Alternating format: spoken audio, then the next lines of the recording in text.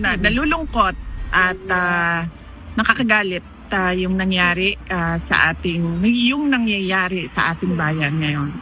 Lalong-lalo na doon sa pagpapakita ng disrespect sa institusyon ng Senado.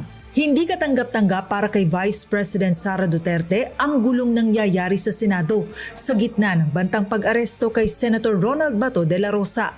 Sa panayam kanina sa Vice Presidente sa The Hague, Netherlands, sinabi nito na pagpapakita ng kawalang respeto sa Senado ang nangyayaring tensyon doon para lamang madakip si Senator Bato kasunod ng warrant of arrest na inilabas ng International Criminal Court o ICC. Muling iginiit ng Vice Presidente na walang jurisdiksyon sa Pilipinas ang mga korte sa labas ng bansa, kaya't wala anyang bisa ang anumang ipag-uutos ng mga ito maliban ng idaan sa local courts. Sinasabi ko naman nung una pag tinanong ako sa ICC warrant, sabi ko nga hindi pwede yan.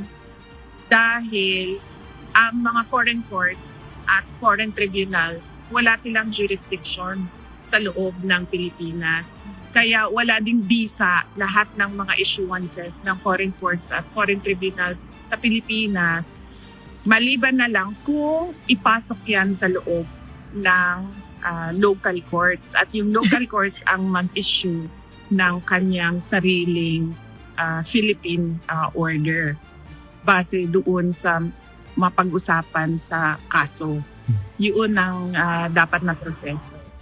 Anya, kung ipipilit ang ICC warrant ng hindi dumadaan sa lokal na korte dito sa Pilipinas, magiging paglabag ito sa karapatan ni Senator Bato. Dahil kapag sinasabi mo na pwede yan sa isang Republic Act, masasagasaan niya yung rights ng isang accused na nasa Bill of Rights natin na protektado ng Constitution natin. Ibig sabihin, nababiolate yung rights ni Senator Bato de la Rosa. At nakita na natin noon.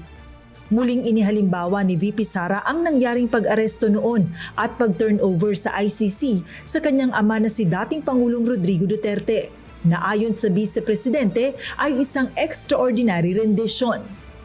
Kaya nga 'di ba nung nangyari yung pagkidnap kay dating Pangulong Rodrigo Duterte, sa paningin ng buong mundo ang tawag nila doon ay extraordinary rendition. Hindi yon surrender. Kasi sa pilitan mong kinuha yung isang tao sa bayan niya at dinala mo sa ibang bayan.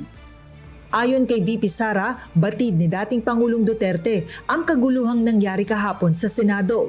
Sinabi ng Vice Presidente na wala sana siyang planong ikwento sa kanyang tatay Digong ang pangyayari, subalit napanood niya ito ng dating Pangulo sa telebisyon.